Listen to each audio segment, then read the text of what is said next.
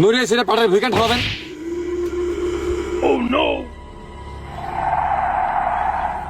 তুই হুবড়িকে পড়লি না, তোর হাত পড়িনি না কি এলো? কে লাথি মারিয়েছে? পাগলামি ঠাপালি হচ্ছে না, আমার মেলার টাকা ঠক। তোমার মনে হয় এবার হাত ভালো আসেনি। আমার ওদিকে মুরগির দোকানদারের সাথে কথা দিয়া রয়েছে। টের পাইছে কিছু? মানে কাক উড়ে গেল না, ফিঙে ভারী ভারী ঠিকলে আবার না কারোর ছাগল মাথার বাদ দে। আমার মনের ভেতর ভয় ঠেকতেছে। ভূত পেতনি যাই হও, আস্তে করে শুনে ফেল দেবো তাই। আর যেই শালাই হেনে থাকো বাল বাড়ি আর ঠেকলো করে ফেল দেবো। আমি কিন্তু ওই তোমার ঘরের নাইট ছিল না, আমি কিন্তু ওইসব হাতের মুঠোয় করে অল টাইম 7-8টা নিয়ে আমার চলাচল। খুব সাবধান, খুব হুঁশিয়ার। এই ডারা সত্যি কথা বলছি, কি জন্য চলে গেছে আমার মাথার তুলমুল মনে টেনে ছিঁড়ে চলে গেল আকরাম ভাইয়ের মাথার উপর দিয়ে লাভ মেরে।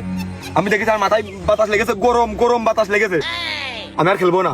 তুই যা, তোর কিছু কব না নে। কিন্তু আমার যে মুরগির দোকানে 730 টাকা বাকি রয়েছে, ওই বাকি টাকাটা তুমি দিয়ে দাও, আর তেল মশলার টাকা তোর মাপকে দিলাম। যা।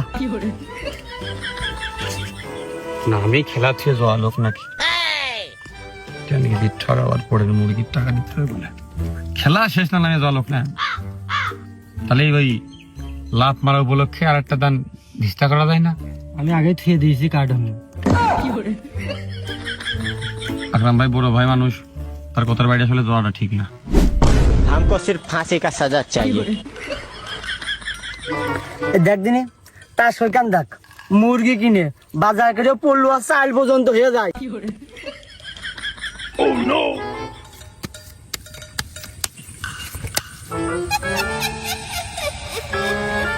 মনের ভিতর ভয় ঠিকতেছে, আবার মনেও করছে না রে আকরাম, তোরা যে ঢোকবে মনে হচ্ছে।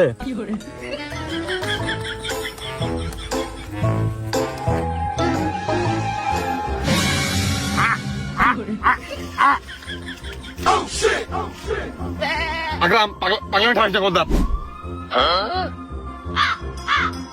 তুই সারা জীবন শুনেছি বাস পিছন দিয়ে যায়, সামনে দিয়ে যায় কিরাম কথা। তুইও না, তুইও না। না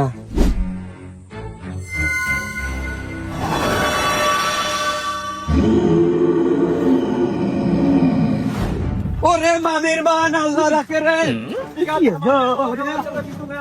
পয়সা থাকলে আবার দেখা হতেও পারে। বারবার করে আমার ভয় করছে।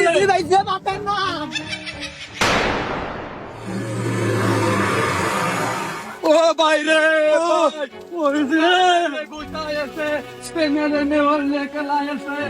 আর মনে হয় আসবে না, এমনি আমি বেরিয়ে যাই।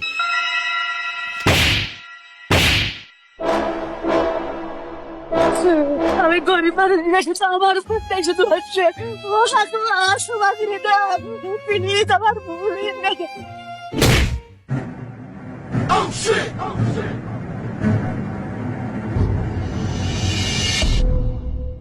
ওরা মনে হয় সামনে দোকার কি হচ্ছে।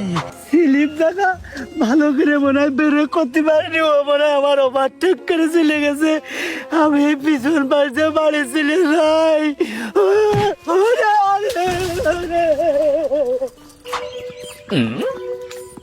এই শব্দ শুনে দে ये फंस गया सीएम। চারদিক মাথার উপরে খালি পাট আর পাট, দূরের কিছুই দেখা যাচ্ছে না, আকাশ ছাড়া। আকাশে এক 5-7 গাছ থাকলে ভালো হইতো। ওইটা দেখে দেখে আমি মুখাই করতাম আন্দাজে কোনে যাবো, কোন দিক যাবো। আমি তো সবসময় ভেবে চিনতে, গভীর ভেবে চিনতে ভুল সিদ্ধান্ত আমি নিই সবসময়। আমার মন করছে আমার এইদিক যাওয়া উচিত। তার মানে এইদিক গেলে আমি মারা খাবো আর নিশ্চিত না। আমার মনে যখন আমি হিসেব কিতাব করে বুঝি যে এদিক যাওয়া উচিত, তার মানে এদিক গেলে আমি শেষ। এইদিকে যাও।